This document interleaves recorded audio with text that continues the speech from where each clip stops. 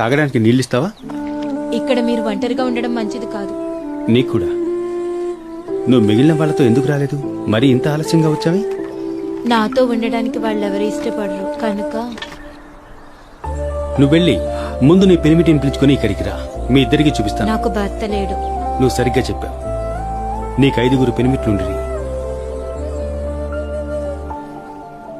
నువ్వు దేవుడి నుండి ఏం పొందలేదని చెప్పినప్పుడు పొరపాటు చేశావు. నీ మొదటి భర్త పేరు రామీన్.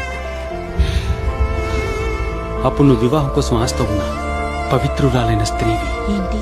కానీ అతను మంచివాడు కాదు, నిన్ను బాధించాడు.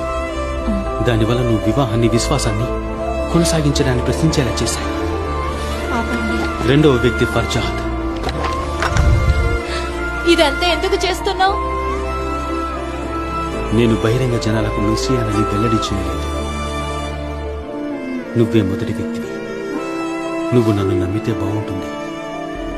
నువ్వు సరైన వ్యక్తిని ఎన్నుకోలేదు. నిన్ను కలవడానికే నేను సమరయ వచ్చాను. మిట్ట మధ్యాహ్నం నేను ఇక్కడ ఉండటం అనుకోకుండా జరిగిందని భావిస్తున్నావా? నన్ను అందరూ తృణీకరించారు. కానీ మెస్సియా అలా చేయడు.